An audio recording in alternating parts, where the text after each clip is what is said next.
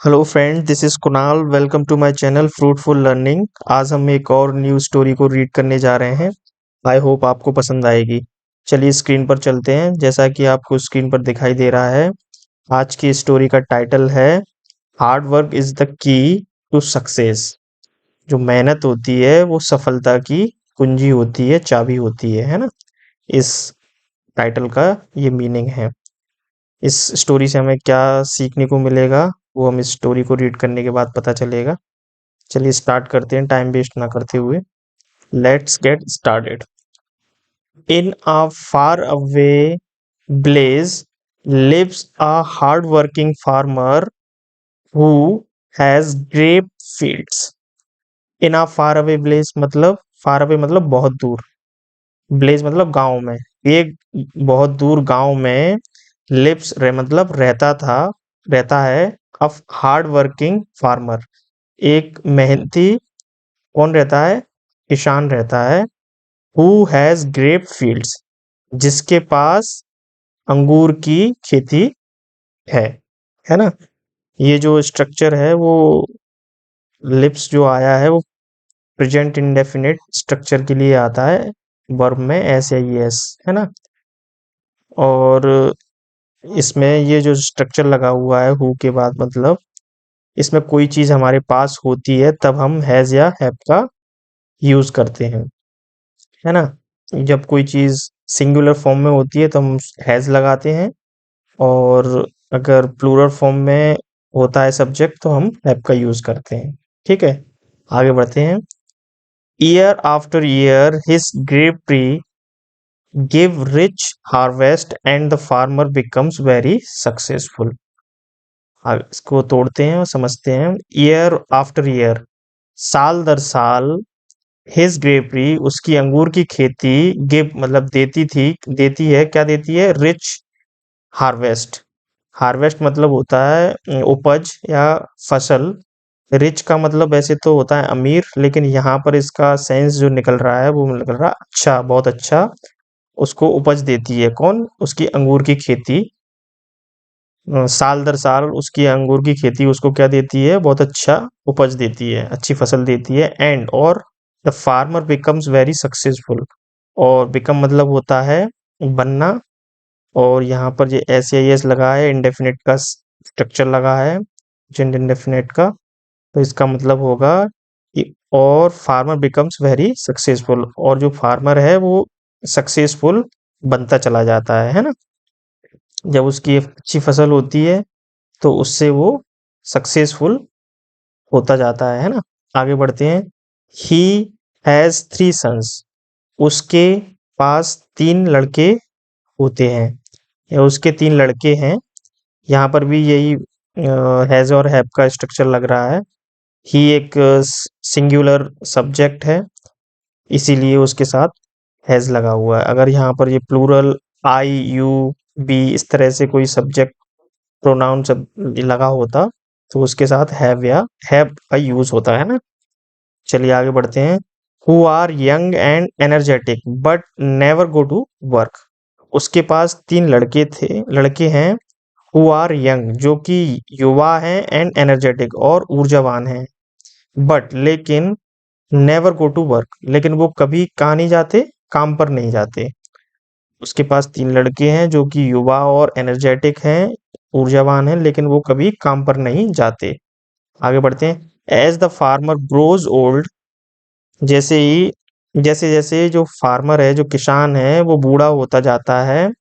He begins to worry about his sons future.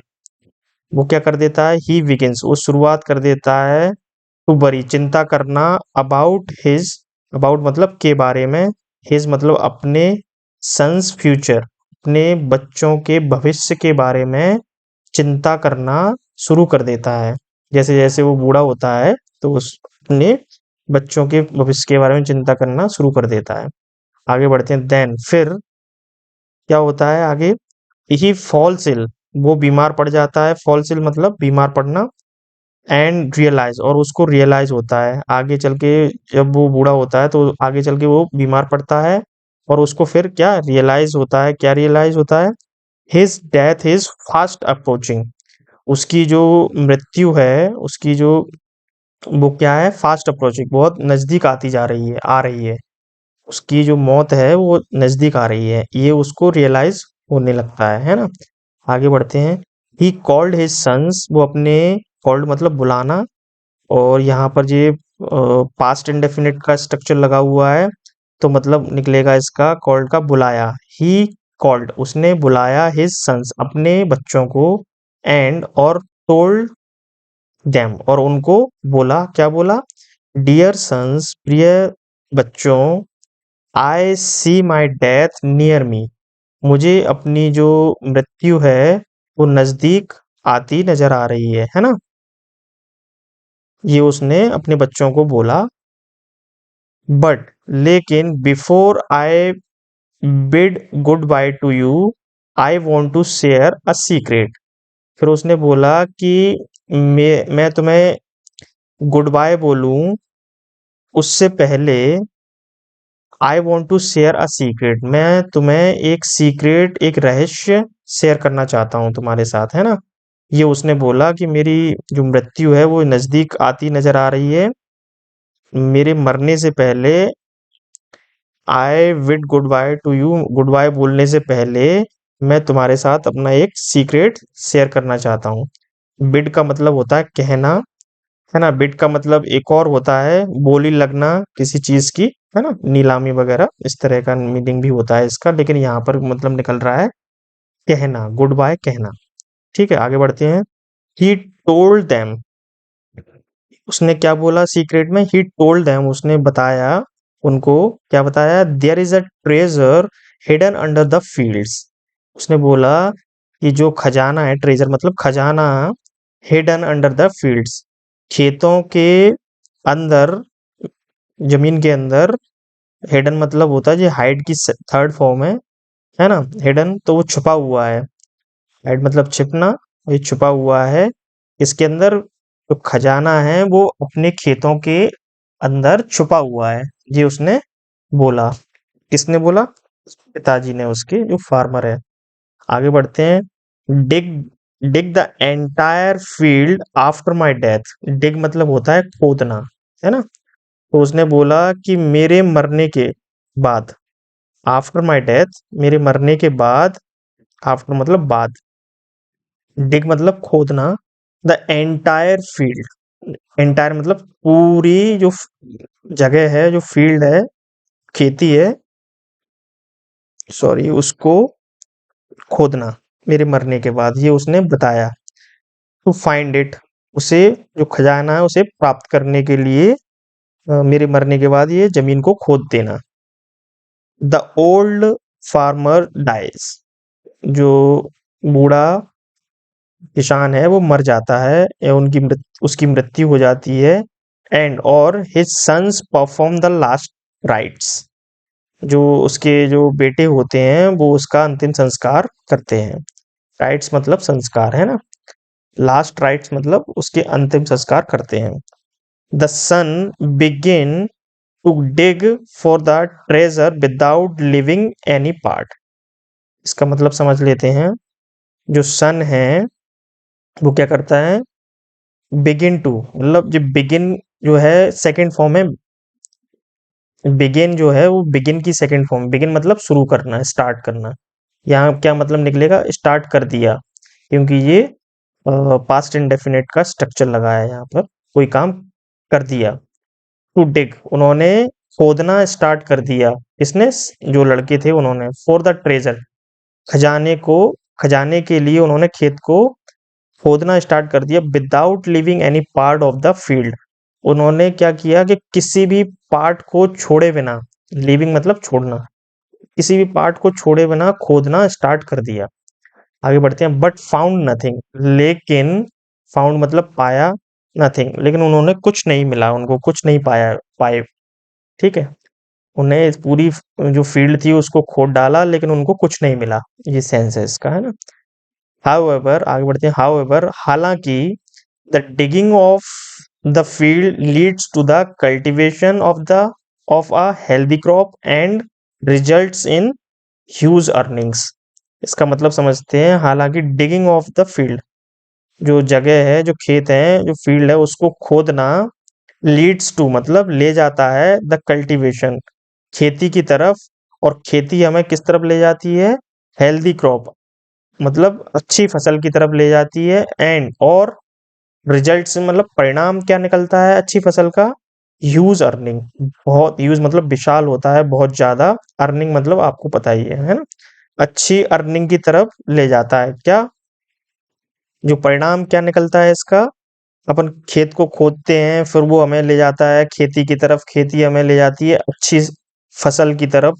और अच्छी फसल का परिणाम क्या निकलता है? बहुत अच्छी अर्निंग, बहुत अच्छी कमाई, है ना? आगे बढ़ते हैं। These earnings make the sons realise what their father meant.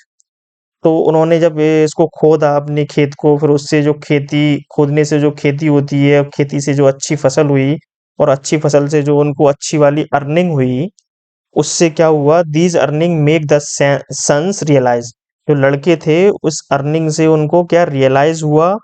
What their father मेंट, उनके फादर का क्या मतलब था ये समझाने का कि खेत को खोदना वहां पर खजाना मिलेगा। तो ये ही वो अपने बच्चों को समझाना चाहते थे, जो कि उनको बाद में रियलाइज हुआ कि हमारे पापा हमसे क्या बोलना चाहते थे, खजाना किस चीज को बोल रहे थे वो, है ना? ये हमारी स्टोरी यहीं खत्म हो गई है। आई होप आपको पसंद आई होगी। इसका मॉरल भी देख लेते हैं, ये स्टोरी हमको क्या सिखाती है। मॉरल ऑफ द स्टोरी क्या है इसका? Hard work always page of. जो मेहनत होती है उसका फल हमेशा मिलता है ना? इसका मतलब ये है कि hard work always page of, हमको पे करती है, क्या करती है? हमारी मेहनत हमेशा हमको फल देती है। आगे बढ़ते हैं। A dream does not become reality through magic. जो हमारे सपने हैं वो रियलिटी में किसी जादू की वजह से नहीं बदल जाते, है ना? हमारे सपने रियलिटी में जादू से नहीं बदलते। वो कैसे बदलते हैं?